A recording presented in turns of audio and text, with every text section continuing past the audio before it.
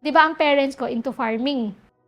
Meron kaming taniman ng mais sa probinsya. May taniman kami ng different fruits. Bananas, avocados. Hindi laging may ani yung parents ko noon. So, kailangan namin silang tulungan. Alam mo ikaw yung bata na gusto ko lang mong maglaro. Bakit walang choice?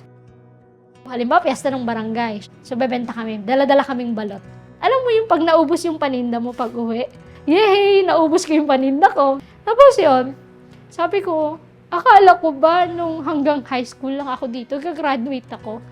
So, nagbenta rin ako sa school, nung college. Nagbenta ako ng pastillas. Pagdating ko ng work, andun pa rin ako nagbebenta. Naka-corporate attire ka, pero may dalawa kang bayong dala. Ang laman nun, minsan, 10 packs na snacks. Minsan, 20 packs na fruits. Like watermelon, pineapples, mangga. Yung savings namin, parents ko, yung kita din nila sa farming, naubos because of medical needs. Year na namatay siya, 2021. As in, lost kami, magkakapatid. Malaki man yung nawala sa amin back then, pero malaki naman yung naging benefit niya sa amin the following year. Kaya sobrang grateful ko na kung ano man yung meron ako ngayon, siya yung reason kung bakit. Kung ano yung mga experience ko back then, yun din yung nag-mold sa akin na maging real estate agent ngayon.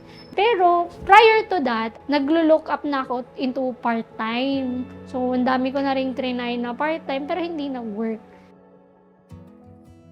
Kaya nung time na yung brother ko nag-avail ng property na under nga sa lupa, so sabi ko, why not i-push ko na din siya.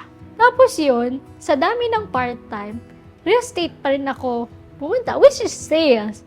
And aside din doon, kaya real estate yung pinili ko kasi part kasi siya ng needs ng tao.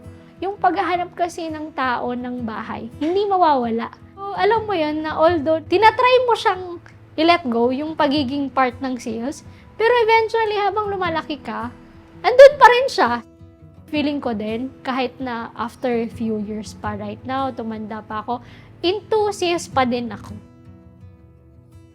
Sila sabi niya, uy, sales ka talaga, dito ka sa sales. The following year, nung nag-boom yung career ko ng real estate, ang laki benefit niya. Kasi hindi lang sa aming nagpakasal mag-asawa, yung bahay din namin sa province na pa-expand. Yung kapatid ko na dalawa, nakagraduate ng college. Although, hindi ko masasabi na lahat yun galing sa akin. Pero sa allowances kasi nila, pag may mga needs sa school, so yun yung natutulong ko back then. We're able to travel in Boracay, including tatay. So, while tatay is there, bigay namin kung anong gusto niya.